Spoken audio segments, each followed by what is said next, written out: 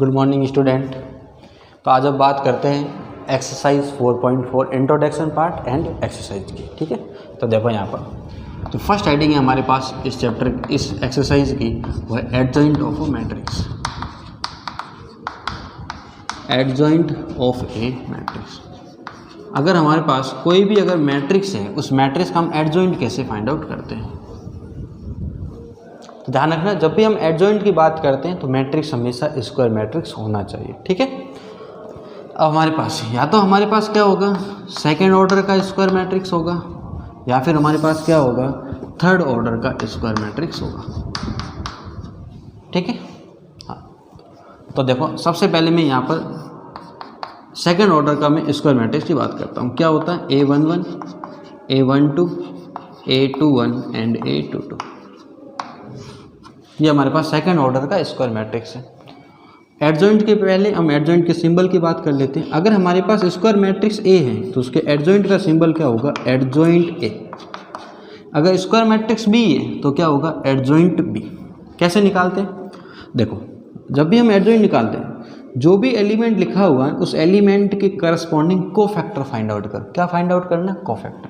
जितने भी एलिमेंट है उन सभी एलिमेंट के करस्पॉन्डिंग कोफैक्टर फाइंड आउट करो। A11 का कोफैक्टर क्या बनेगा, कैपिटल A11। A12 का क्या बनेगा, कैपिटल A12। A21 का क्या बनेगा, कैपिटल A21।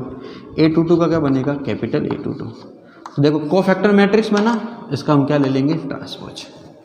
ठीक है, तो ये हमारे पास आ जाएगा adjoint A is equal to, ठीक है, तो ये हो जाएगा, ट्रांसपोज करना है ना, जितने भी रोज है सबको कॉलम बनाओ, A11 A12, second row column बनाओ A21 एंड A22। ये आ गया हमारे पास एडजॉइंट। तो ये हमारे पास आ गया सेकेंड ऑर्डर के स्क्वायर मैट्रिक्स का एडजॉइंट निकालने का फार्मूला। अब अपन थर्ड ऑर्डर की स्क्वायर मैट्रिक्स की भी बात कर लेते हैं। देखो थर्ड ऑर्डर की स्क्वायर मैट्रिक्स ये थी सेकेंड ऑर्डर की।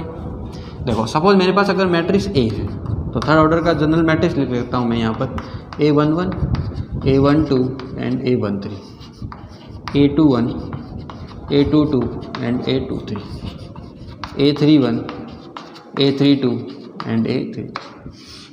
ठीक है, हाँ। सबसे पहले सिंबल लिख लो। क्या सिंबल बनेगा, सिंबल बनेगा एडजॉइंट ए। क्या करोगे यहाँ पर, करस्पॉन्डिंग कोफैक्टर। A11 का क्या बनेगा, कैपिटल A11, A12, A13। यहाँ से सेकंड रो के निकालो तो A21, A22 एंड A23। तो ये हो जाएगा A31, A32 एंड A33। इस कोफैक्टर मैट्रिक्स का क्या लेना पड़ेगा, ट्रांसपोज। ट्रांसपोज ले लेते हैं तो ये हो जाएगा adjoint A is equal to, देखो क्या होगा, जितने भी रोज है सबको कॉलम बनाओ। First row A11, A12 and A13। Second row A21, A22 and A23। Third row A31, A32 and A33। ठीक है, ये आ गया हमारे पास। तो ये हमारे पास आ गया। अगर थर्ड ऑर्डर का स्क्वायर मैट्रिक्स है तो उसका हम एडजॉइंट है वो इस फॉर्मूले से फाइंड आउट करेंगे। ठीक है, तो ये हमारे पास आ गया इसका फॉर्मूला। ठीक है, अब नेक्स्ट हम बात करते हैं एडजॉइंट की प्रॉपर्टीज़ के बारे में।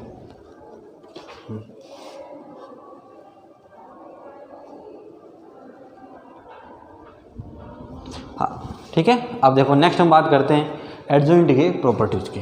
ठीक है, तो प्रॉपर्टीज बात कर लेते हैं यहाँ पर।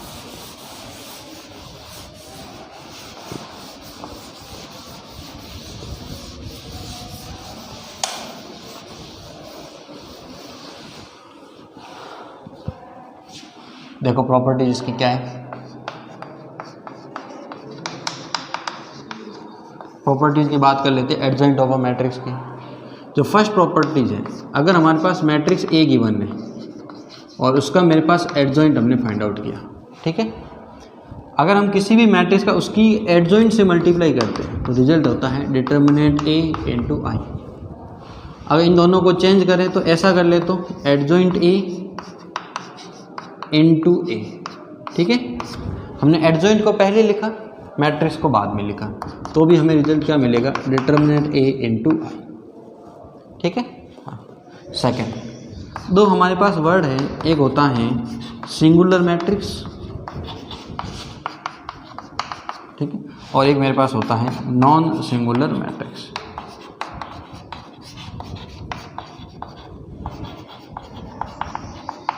अब देखो क्या होता है, जब भी हम सिंगुलर मैट्रिक्स और नॉन सिंगुलर मैट्रिक्स चेक करते हैं तो हमेशा हम स्क्वायर मैट्रिक्स के लिए चेक करते हैं। तो फर्स्ट कंडीशन है वो मैट्रिक्स स्क्वायर मैट्रिक्स होना चाहिए। सपोज हमारे पास स्क्वायर मैट्रिक्स ए है, इसको हम सिंगुलर मैट्रिक्स कब बोल सकते हैं, जब अगर किसी भी स्क्वायर मैट्रिक्स के लिए अगर उसके डिटर्मिनेंट की वैल्यू 0 होती है, किसी भी स्क्वायर मैट्रिक्स के लिए यदि डिटर्मिनेंट की वैल्यू 0 हो जाती है तो हम उस मैट्रिक्स को क्या बोलते हैं, सिंगुलर मैट्रिक्स। और अगर हमारे पास किसी भी स्क्वायर मैट्रिक्स के लिए अगर डिटर्मिनेंट की वैल्यू 0 नहीं है, मतलब नॉट इक्वल टू 0 है, तो इसको हम बोलते हैं नॉन सिंगुलर मैट्रिक्स। तो ध्यान रखना, कोई भी स्क्वायर मैट्रिक्स सिंगुलर मैट्रिक्स कब होता है, नॉन सिंगुलर मैट्रिक्स कब होता है, ठीक है। हाँ, अगर कोई भी जब आगे हम पढ़ेंगे इन्वर्स, किसी भी मैट्रिक्स का इन्वर्स कैसे फाइंड आउट करते हैं, तो जब भी हम इन्वर्स फाइंड आउट करते हैं तो वो मैट्रिक्स कैसा होना चाहिए, नॉन सिंगुलर मैट्रिक्स, ठीक है। तो ये प्रॉपर्टीज तुम्हें ध्यान रखनी है, ठीक है। अब इसके बाद हम बात करते हैं इन किसी भी मैट्रिक्स का हम इन्वर्स कैसे फाइंड आउट करते हैं, ठीक है। तो देखो इन्वर्स फाइंड आउट करना, इसकी एक प्रॉपर्टी और है, वो भी लिख लो यहाँ से, ठीक है। एक प्रॉपर्टी और है इसी की, वो भी लिख लो, 5th नंबर पे है। हाँ देखो, अगर हमारे पास स्क्वायर मैट्रिक्स है और हमें स्क्वायर मैट्रिक्स जो हमारे पास ए था उसके एडजॉइंट का यदि डिटर्मिनेंट निकालना, कैसे निकालेंगे, तो हम एडजॉइंट का जो डिटर्मिनेंट है वो डिटर्मिनेंट ए की हेल्प से फाइंड आउट कर सकते हैं। कैसे देखना यहाँ पर, तो इसमें यहाँ पर पावर आ जाएगी n-1। n-1 क्यों आया, क्योंकि जो ये n है ना वो है स्क्वायर मैट्रिक्स का ऑर्डर ऑफ मैट्रिक्स ए, ठीक है ना।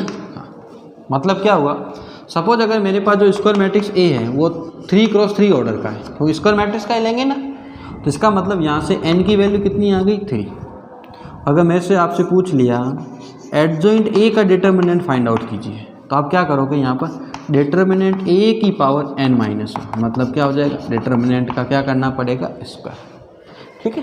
तो n-1 का मीनिंग समझ, n क्या है, जो मैट्रिक्स ए था ना स्क्वायर मैट्रिक्स उसका ऑर्डर है, ठीक है। तो ये हमारे पास थी 5th नंबर प्रॉपर्टी। अब बात करते हैं इन्वर्स की। देखो हम किसी भी स्क्वायर मैट्रिक्स का इन्वर्स कैसे फाइंड आउट करते हैं, स्क्वायर मैट्रिक्स का इन्वर्स, ठीक है। तो inverse of a matrix, inverse of a matrix, ठीक है। हम किसी भी मैट्रिक्स का इन्वर्स कैसे निकालते, मैट्रिक्स स्क्वायर मैट्रिक्स होना चाहिए। जब भी हम किसी भी अगर स्क्वायर मैट्रिक्स है हमारे पास ए, ठीक है, ध्यान रखना ये स्क्वायर मैट्रिक्स है,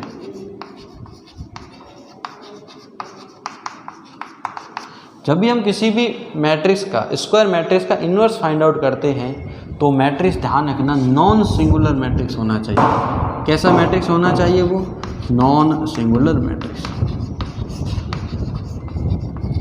नॉन सिंगुलर मैट्रिक्स होना चाहिए, तो ही हम उसका इन्वर्स फाइंड आउट कर सकते हैं। अगर वो नॉन सिंगुलर मैट्रिक्स नहीं है, अगर वो सिंगुलर मैट्रिक्स हो गया तो हम उसका इन्वर्स फाइंड आउट नहीं कर सकते।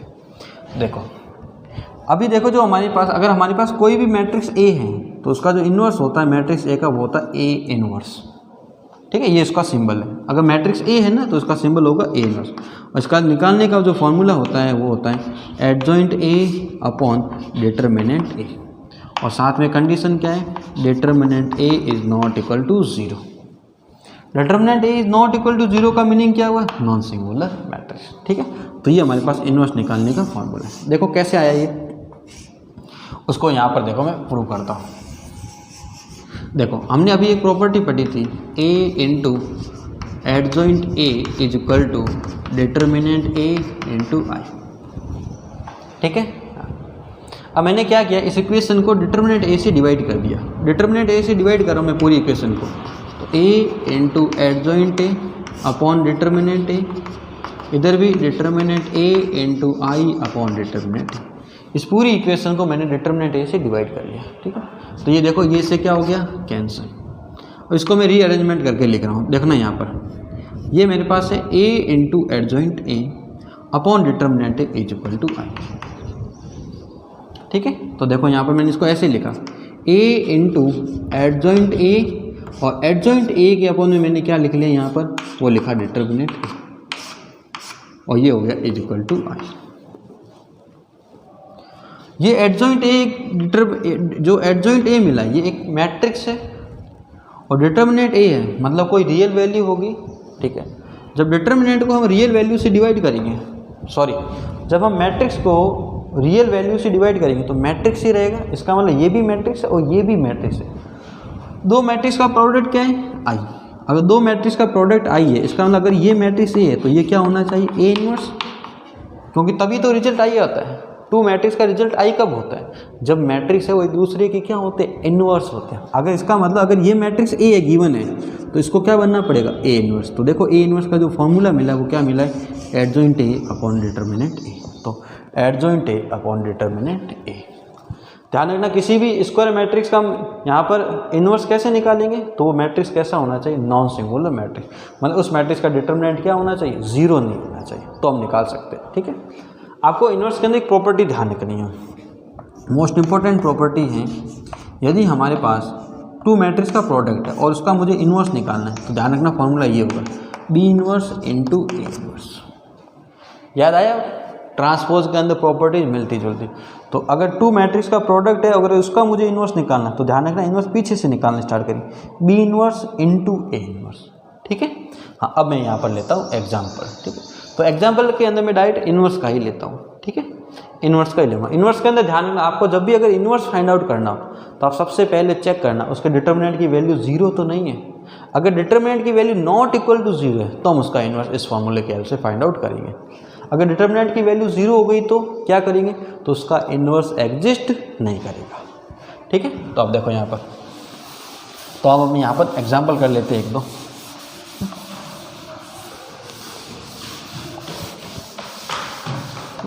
तो मैं आपको डायरेक्ट में इनवर्स फाइंड आउट करना ही यहाँ पर सिखा देता हूँ, ठीक है। डायरेक्ट इनवर्स फाइंड आउट करने का ही हम यहाँ पर क्वेश्चन लेते हैं। हाँ, तो फिर तो आपकी हेल्प से कोई ना कोई यहाँ से प्रूफ हो जाएगा आपके पास, ठीक है। एक मैं सेकंड ऑर्डर का ले रहा हूँ क्वेश्चन और एक मैं थर्ड ऑर्डर का ले रहा हूँ, तो उसके अंदर हम एडजॉइंट निकालना भी सीख लेंगे।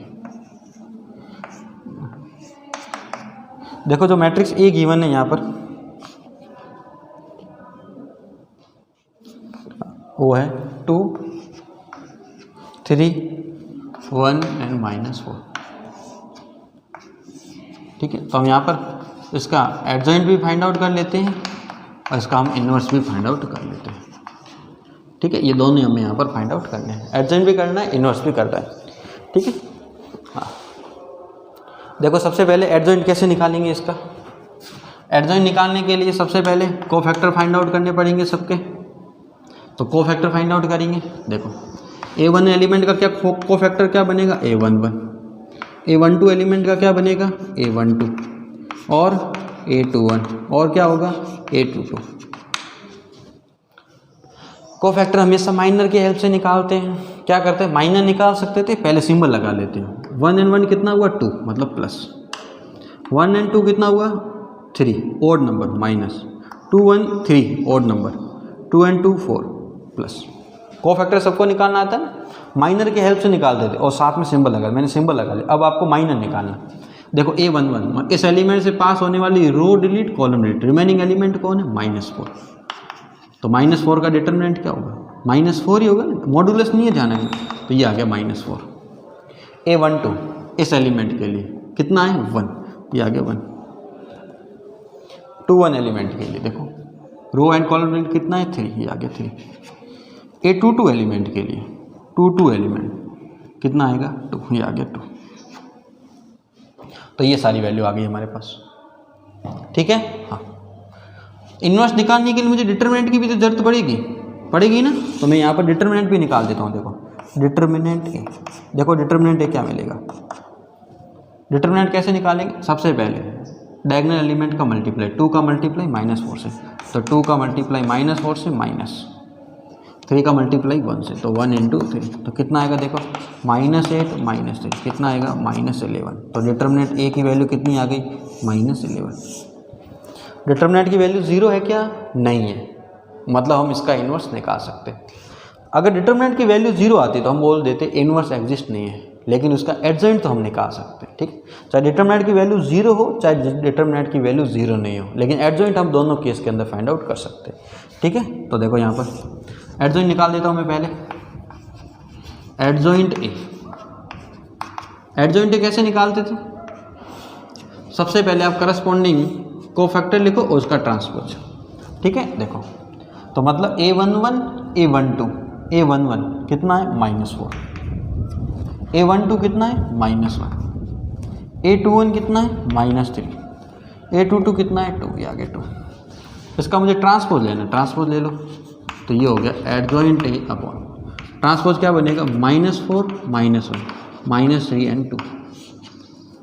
अब अपन इन्वर्स निकाल देते हैं। इन्वर्स का फॉर्मूला है हमारे पास एडजॉइंट ए अपॉन डिटरमिनेंट, यही फॉर्मूला है ना, हाँ। वैल्यू पुट करो तो ए इन्वर्स इज इक्वल, ऐसे भी लिख सकते हैं ना इसको, 1 अपॉन डिटरमिनेंट ए इंटू एडजॉइंट ए। सारी वैल्यू पुट कर लेते हैं तो देखो क्या बनेगा, वैल्यू पुट करने पर तो A inverse is equal to 1 upon determinant A, determinant A की वैल्यू कितनी, -11। तो देखो -1 अपॉन 11 लिख सकता हूँ ना ऐसा, -1 upon 11। Adjoint A, adjoint A की वैल्यू ये रही, ये लिख लेता हूँ, -4 -3 -1 एंड 2, ये आ गया, ठीक है। तो ये हमारे पास आ गया ए इन्वर्स, और ये हमारे पास हो गया इसका आंसर। तो हमने इन्वर्स भी फाइंड आउट कर लिया, और इसका हमने यहाँ पर इन्वर्स भी फाइंड आउट कर लिया, और हमने यहाँ पर एडजॉइंट भी फाइंड आउट कर लिया, ठीक है। तो ये हमारे पास था आंसर। एक एग्जांपल अपन ले लेते हैं यहाँ पर 3x3 मैट्रिक्स का, ठीक है।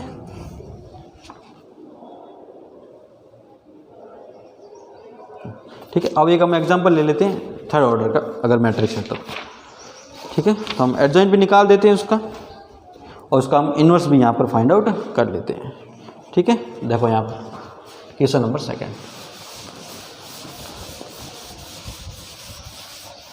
तो बाकी जो मैंने प्रॉपर्टीज लिखाई थी आपको, ठीक है ना, जो मैंने आपको फर्स्ट प्रॉपर्टीज लिखाई थी, ठीक है ना, तो आप उसको कोई भी एग्जांपल दिया हुआ तो आप उसका एडजॉइंट निकाल के प्रूव कर सकते हो, ठीक है ना। हाँ, अब मैं बात करता हूँ अगर कोई थर्ड ऑर्डर का अगर स्क्वायर मैट्रिक्स दिया हो कैसे निकालेंगे। मेथड सेम है हमारे पास निकालने का, ठीक है। देखो इधर सपोज हमें यहाँ पर एक मैट्रिक्स दिया हुआ A is equal to 1 3 3 1 4 3 and 1 3 4, ठीक है। ये हमारे पास मैट्रिक्स है। तब देखो हम निकाल देते हैं यहाँ से, कैसे निकालेंगे। सबसे पहले देखो हमें क्या करना पड़ेगा, यहाँ पर कोफैक्टर निकालने पड़ेंगे सबके। तो सबसे पहले सबके मैं कोफैक्टर निकाल देता हूँ, ध्यान से देखना कोफैक्टर। यहाँ से देखो मैं सबसे पहले सिंबल अप्लाई कर लेता हूँ, A11 A12 एंड A13। ये तो किसके हो गए, ये हो गए फर्स्ट रो के। अब सेकंड रो के क्या बनेंगे, A21 A22 एंड A23। ये मैं समझने के लिए लिख रहा हूँ, ये ऐसे आपको ब्रैकेट नहीं बनाने हैं, ठीक है। ये हो गए सेकंड रो के। उसके बाद थर्ड रो के क्या हो जाएंगे, A31 and A32 and A33। Symbol apply करता हूँ पहले, फिर अपन माइनस निकाल देंगे। 1 एंड 1 2 मतलब प्लस आएगा, 1 एंड 2 3 माइनस, 1 3 4 का मतलब plus, 2 1 3 odd minus, 2 and 2 4 plus, 2 and 3 5, 3 1 4, 3 and 2 5, 3 and 3 6। अब आपको माइनर निकालना है, माइनर आप निकाल सकते हो। कैसे निकालेंगे देखो, A11 के लिए देखो क्या होगा, इस एलिमेंट से पास होने वाली row and column remaining element कौन है ये, तो देखो 4 का 4 से मल्टीप्लाई, 3 का 3 से मल्टीप्लाई, तो कितना हो जाएगा 16 - 9, ये आगे 7। आपकी इच्छा है आप पूरा फाइंड आउट कर सकते हो, ठीक है, डिटरमिनेंट लिख के। उस एलिमेंट से पास होने वाली रो एंड कॉलम रिलेट की रिमेनिंग एलिमेंट इसका डिटरमिनेंट। A12 देखो, A12 क्या होगा इस एलिमेंट के लिए, 1 का 4 से मल्टीप्लाई, देखो इस एलिमेंट से पास होने वाली row and column relate remaining element ये 4 3, तो ये आ जाएगा 4 - 3, ये होगा 1। ओवरऑल क्या बनेगा, ये -1। तो बेसिक कैलकुलेशन है, आपकी इच्छा हो कैसे भी कर सकते हो। A13 देखो इस एलिमेंट से pass row and column remaining element, तो 3 - 4, तो ये हो गया 3 - 4, कितना आएगा -1। A21 के लिए बात करो, A21 ये कैंसिल आउट, 4 का 3 से 12 माइनस 9, तो ये हो गया 12 माइनस 9, कितना आएगा 3 और ये आ गया -3। A22 ये इस एलिमेंट से पास होना है row and column remaining element, तो 4 - 3, ठीक है। तो आप अगर प्रॉब्लम होती है ना तो आप वैसे डिटरमिनेंट लिख कर फिर कर देना, ठीक है ना, कोई प्रॉब्लम नहीं। A23 डिलीट, 3 - 3 कितना होगा 0, रॉन्ग नहीं करना, ध्यान रखना। A31 ये एलिमेंट है ना, ये हो गया 9 - 12, तो ये हो गया 9 - 12 कितना आएगा -3। A32 ये वाला इस एलिमेंट पर रो एंड कॉलम डिलीट, तो 3 - 3 कितना आएगा 0, मतलब ओवरऑल 0। A33 कितना होगा, देखो इस एलिमेंट के पास रो एंड कॉलम डिलीट, 4 - 3 कितना होगा 1, ये आ गया 1, ठीक है। अब को फैक्टर आ गए सारे, इसके बाद क्या करोगे, डिटरमिनेंट निकालना पड़ेगा ना इसका, डिटरमिनेंट निकालो। डिटरमिनेंट कैसे निकालेंगे, सबसे पहले एलिमेंट 1 है ना, 1 रो एंड कॉलम डिलीट कितना होगा 16 - 9, तो ये हो गया 16 - 9। उसके बाद सेकेंड एलिमेंट सिंबल चेंज होगा -3, कैंसिल आउट। देखो इस एलिमेंट पास में row and column cancel out, कितना होगा 4 - 3, तो ये हो गया 4 - 3, फिर प्लस पास में रो एंड कॉलम डिलीट कितना होगा 3 - 4, तो ये हो गया 3 - 4। सोल्व कर लेते हैं, तो determinant A is equal to कितना आएगा, इधर से 7, इधर से -3 और इधर से कितना आएगा -3, तो ये हो जाएगा determinant A is equal to 7 - 6 कितना होगा 1, डिटरमिनेंट की वैल्यू कितनी आ गई 1, आ गई। हाँ, अब को फैक्टर मैट्रिक्स लिख देते हैं, कैसे लिखेंगे देखो, तो यहाँ पर मैं डायरेक्ट फॉर्मूला अप्लाई कर दूँ एडजॉइंट A का, तो adjoint A is equal to क्या करेंगे, हम इनके करस्पॉन्डिंग को फैक्टर लिख लेंगे, उसका मुझे क्या लेना है ट्रांसपोज, करस्पॉन्डिंग को फैक्टर उसका ट्रांसपोज। फर्स्ट रो के ये रहे 7 - 1 -1, तो ये हो गया 7 - 1 एंड -1। सेकेंड रो के -3 1 0, तो ये हो गया -3 1 0। थर्ड रो के -3 0 1, तो ये हो गया -3 0 एंड 1।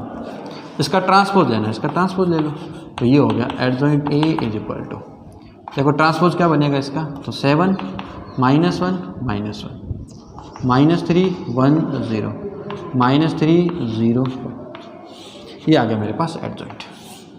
देखो इसका क्या हम इन्वर्स फाइंड आउट कर सकते हैं, इन्वर्स फाइंड आउट कर सकते हैं क्योंकि डिटरमिनेंट की वैल्यू 0 नहीं है, ठीक है। तो देखो हम यहाँ पर इन्वर्स कैसे फाइंड आउट करेंगे, तो देखो इसका इन्वर्स के लिए, हाँ देखो इन्वर्स कैसे निकालेंगे, यहाँ पर इन्वर्स के लिए हमारे पास फॉर्मूला है, फॉर्मूला अप्लाई कर देते हैं यहाँ पर। देखो क्या फॉर्मूला था, A inverse is equal to होता है, इसको ऐसे लिख रहा हूँ 1 determinant A into adjoint A, ठीक है। तो ये हो गया A inverse is equal to 1 determinant A की वैल्यू कितनी है 1 इंटू एडजॉइंट A, मतलब एडजॉइंट A मैट्रिक्स लिखो आप, तो ये रहा 7 -3 -3 -1 1 0, और ये हो जाएगा -1 0 1। आगे 1 लिखने का कोई सेंस नहीं है, तो A इन्वर्स इज इक्वल हो जाएगा 7 -3 -3 -1 1 0 -1 0 1, तो ये हमारे पास आ गया इन्वर्स, ठीक है। तो ये हमने फाइंड आउट यहाँ पर कर लिया इन्वर्स, ठीक है, ये इसका आंसर, ठीक है। तो ये हमसे इन्वर्स भी हमसे यहाँ पर फाइंड आउट हो गया, ठीक है। अब अपन बात करते हैं नेक्स्ट क्वेश्चन की। देखो नेक्स्ट क्वेश्चन जो कुछ डिफरेंट टाइप का क्वेश्चन हो, उस क्वेश्चन को अपन सॉल्व कर लेते हैं यहाँ पर। हाँ, एक हमारे पास अगर हमें इक्वेशन गिवन है, ठीक है ना, अगर हमें कोई भी इक्वेशन गिवन है, उस इक्वेशन की हेल्प से हम इन्वर्स कैसे फाइंड आउट करते हैं वो देखते हैं।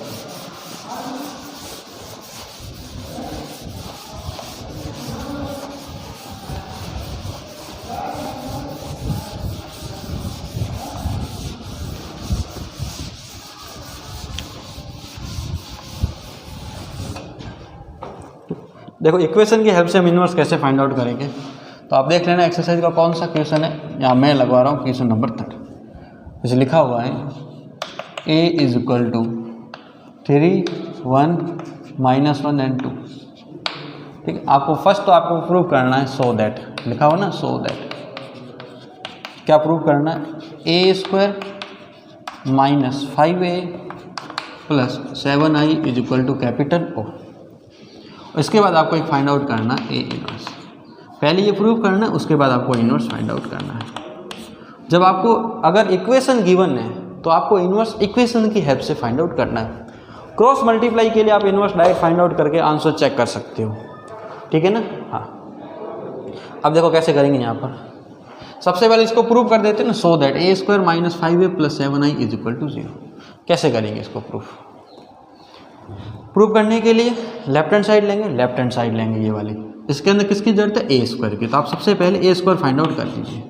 ए स्क्वायर क्या होता है, matrix A into matrix A. तो देखो क्या बनेगा ये, A square is equal to matrix A 3 1 -1 2 into A.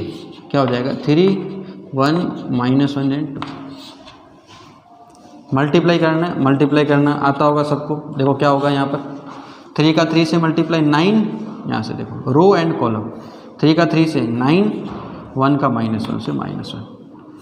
First row second column, 3 का 1 से 3, 1 का 2 से 2। अब देखो यहाँ से -1 का 3 से -3 और 2 का -1 से -2। अब देखो सेकंड रो सेकंड कॉलम, -1 का 1 से -1 और 2 का 2 से 4। तो यहाँ से हमारे पास जो ए स्क्वायर की जो वैल्यू आएगी वो क्या आ गई, देखो 8 -5 5 एंड कितना आ गया 3। तो ये हमारे पास आ गया ए स्क्वायर की वैल्यू। क्योंकि जब हम लेफ्ट हैंड साइड लेंगे तो उसके अंदर मुझे इस वैल्यू की ज़रूरत पड़ेगी, इसलिए मैंने ये पहले से ही वैल्यू फाइंड आउट कर ली। अब देखो लेफ्ट हैंड साइड इसकी लेफ्ट हैंड साइड क्या गिवन है, ए स्क्वायर -5a प्लस 7i। सारी वैल्यू पुट करो। ए स्क्वायर, ये रहा ए स्क्वायर कितना है 8 5 -5 एंड 3 -5 ए की वैल्यू 3 1 -1 एंड 2 और प्लस 7i, आई की वैल्यू 1 0 0 1। ठीक है। हाँ, तो देखो ये कितना हो जाएगा, ये जाएगा 8 5 -5 एंड 3। -5 का अंदर मल्टीप्लाई प्रत्येक एलिमेंट से होगा, -15 -5 प्लस 5 -10 प्लस 7 का एलिमेंट मल्टीप्लाई तो 7 0 0 7। अब ऐड करना है, करस्पॉन्डिंग एलिमेंट ऐड कर दो सारे।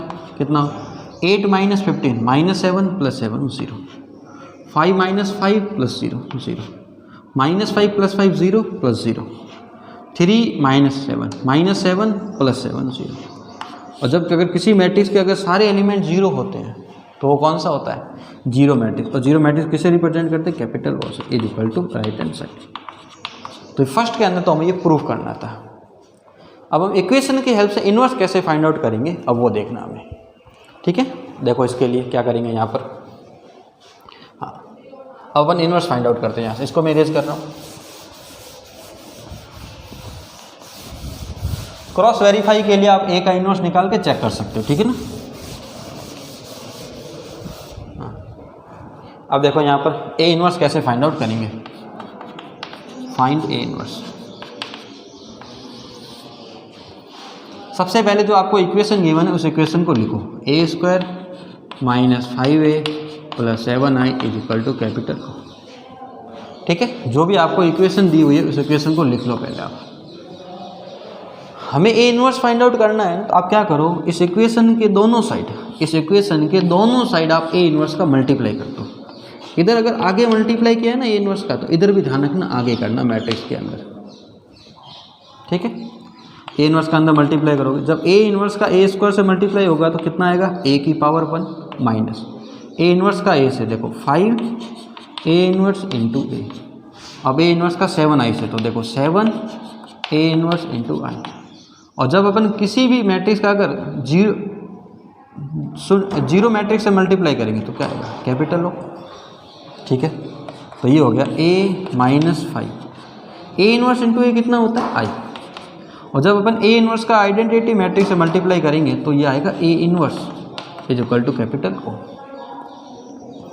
अपन को तो ए इनवर्स फाइंड आउट करना है, तो इसको क्या लिख सकते हैं, 7 A inverse is equal to, इन सबको उधर ट्रांसफर करता हूँ तो ये हो गया 5i माइनस ए। तो यहाँ से अगर A inverse is equal to क्या बनेगा 1/7, ठीक है, और ये हो गया 5i माइनस ए। हमें इस फॉर्मूले की हेल्प लेनी पड़ेगी इस पर्टिकुलर क्वेश्चन के लिए। बस ये अपन सारी वैल्यू अपन पुट कर सकते हैं। देखो क्या होगा, ध्यान से देखना इधर। अब A inverse is equal to क्या करना हमें 1/7 कैसे 5i माइनस ए, ठीक है, 5i माइनस ए, तो ये हो गया 5i, i क्या है यहाँ पर 1001, ये हो गया 5i माइनस ए, ए क्या है 3 1 -1 एंड 2। हाँ, अब देखो A inverse is equal to 1/7, solve करो इसको, क्या बनेगा यहाँ से 5005, माइनस का अंदर मल्टीप्लाई, तो ये हो गया बाहर प्लस -3 -1 1 एंड -2। 2 में दोनों मैट्रिक्स को ऐड करना, ऐड करो, क्या होगा ऐड करने पर देखो 5 - 3 कितना हुआ 2, 0 -1 कितना आएगा -1, 0 + 1 1, 5 - 2 कितना हो गया 3। तो ये हमारे पास आ गया मैट्रिक्स का इनवर्स, ठीक है। तो हम इक्वेशन की हेल्प से इनवर्स ऐसे फाइंड आउट करते हैं, ठीक है। तो ये हमारे पास हुई एक्सरसाइज 4.4। Thank you.